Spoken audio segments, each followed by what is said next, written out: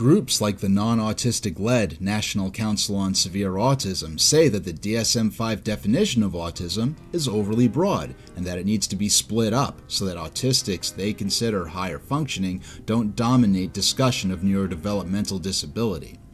Regardless of my personal feelings on this issue, the fact that the NCSA has a proven track record of mocking and rejecting the disability struggles and mental health challenges of autistic people the NCSA considers high functioning, while embracing and praising autistic adults who are on the NCSA's agenda's side, somehow leaves me unwilling to trust this group to take an unbiased approach on advancing disability policies that would benefit as many people as possible. But let's hear them out on this, or at least lend an ear to Freddie DeBoer, a guest panelist featured on an October 2025 NCSA podcast episode.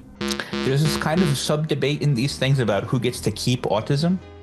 meaning that if we split the spectrum, right, do the high functioning, like neurodiversity activist people get to keep the term autism, or do the low functioning level 3, people, etc., people get to keep the term autism? And to my perspective, it's just, if you're worrying about that, you're not disabled, okay? Like if you're worrying about that, you're not disabled, okay? Like you're not disabled, okay? Like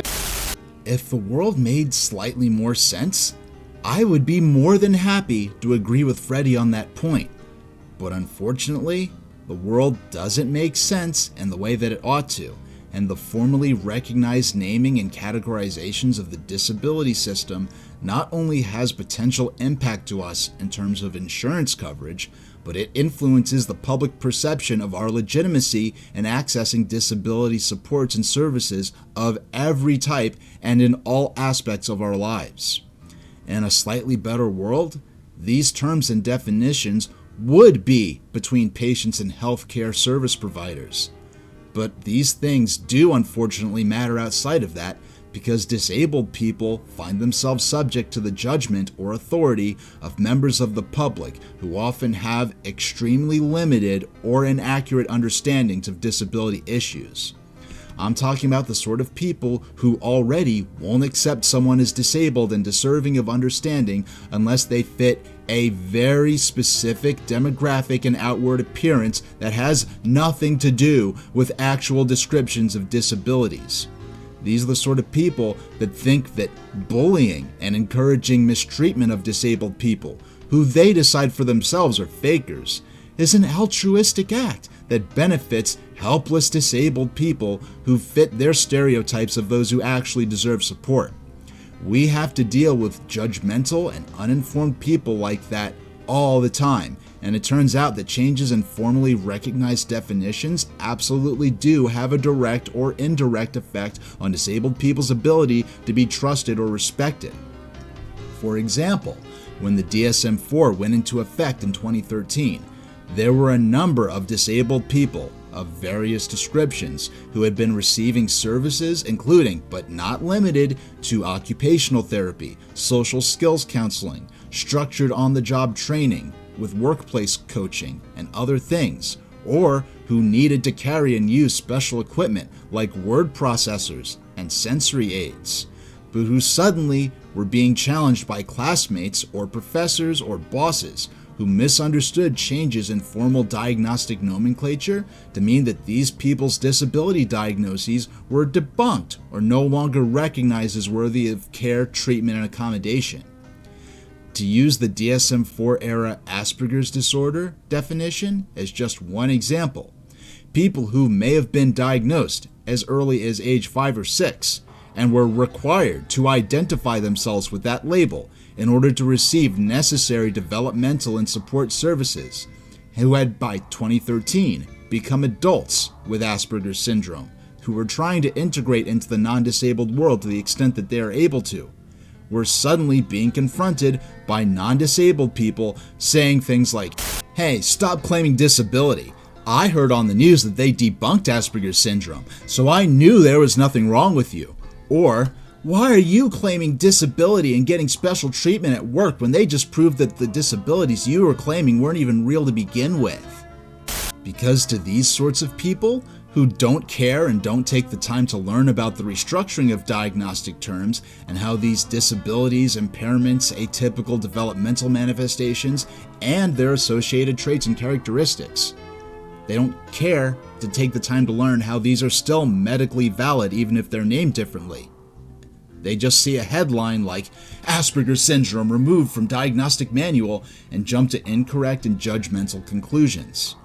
So when it comes to Asperger's specifically, you also have the issue where Asperger's, in spite of being formally defined as a severe and sustained clinically significant impairment, instead was widely perceived by the public in common parlance to be a clinical recognition of hyperintelligence and so-called superpower savant talents. And I think this misconception played into the ongoing issue where parents of autistic children who may need perpetual hands-on support on a lifelong basis hear that Asperger's is now part of ASD and think, how dare these perfectly functional people claim to be autistic and steal publicity and resources from our kids when they don't even have a neurodevelopmental disability and just have quirky personalities. Putting an umbrella over all of these things really has sickened me. Like the DSM-5 changed, and so now Asperger's is a part of ASD, which it should have never been. I'm going to gatekeep autism, where I don't think if you're awkward or if you think different or if you can't be in a social room that you have autism. I don't believe that autism should ever been umbrellaed. That's why it's so absurd when non-disabled critics of the DSM-5 present this narrative that people with Asperger's disorder, as part of a collective organized agenda, push the DSM Committee of the American Psychiatric Association to make Asperger's part of the autism spectrum disorder diagnosis because we wanted to wrongfully appropriate the illustrious social and political capital of the word autism, and that we wanted to identify with a word that validated allegedly imaginary struggles of ours that we were stealing from people with so-called real disabilities.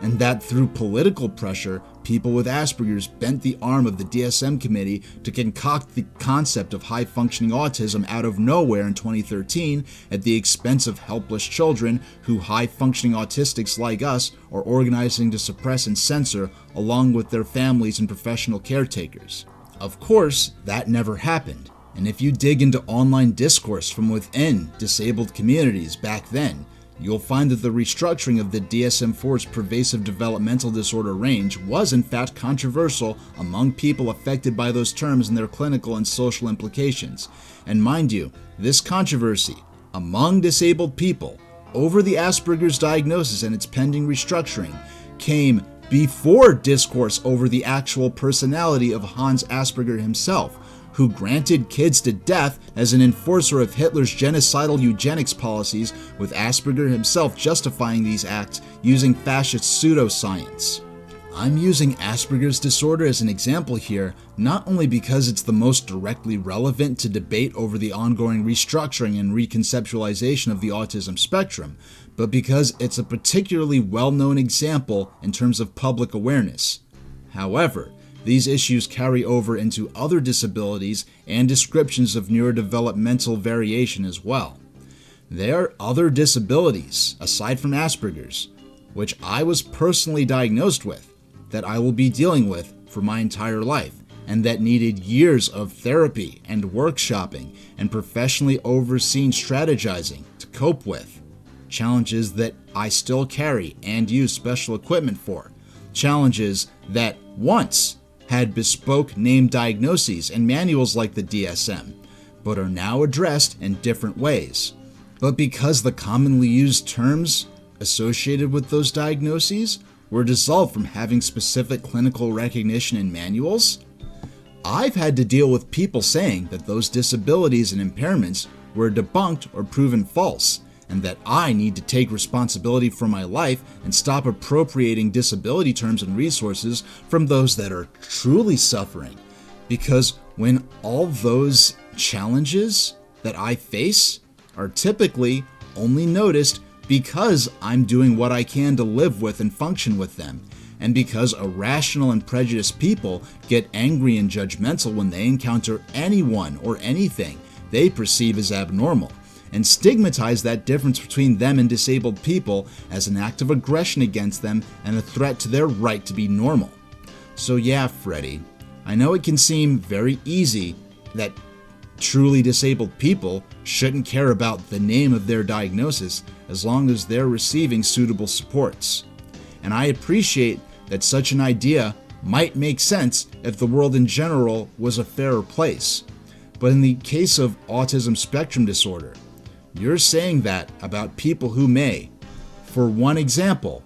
have been diagnosed as very small children who are now adults and who for their entire lives were dealing with not only natural challenges of their differences and disabilities and with being autistic.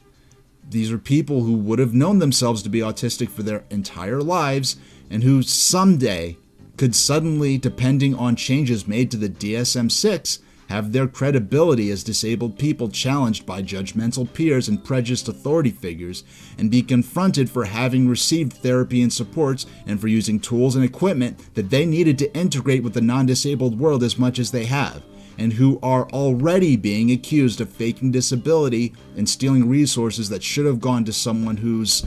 really suffering. And that's just one example. But it's just one of a number of reasons that disabled people being concerned over the social implications of these diagnostic naming conventions shouldn't be targeted for alleged insincerity for doing so.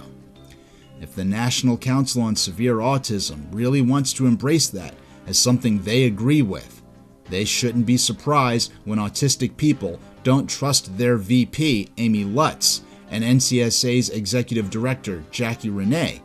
when they say that NCSA values and celebrates autistic people outside of NCSA control or allegiance who present their own experiences and concerns as part of the discussion of disability. But also keep in mind that I don't trust these people with the naming or public perception of our disability diagnoses, because with the National Council on Severe Autism, we're dealing with a group that's so extreme and prejudiced against autistic people they consider high-functioning, that their president, Jill Escher, used the NCSA's platform and resources to ridicule an online news article about an autistic self-advocate who formed a mental health nonprofit for disabled people after her autistic friend committed suicide.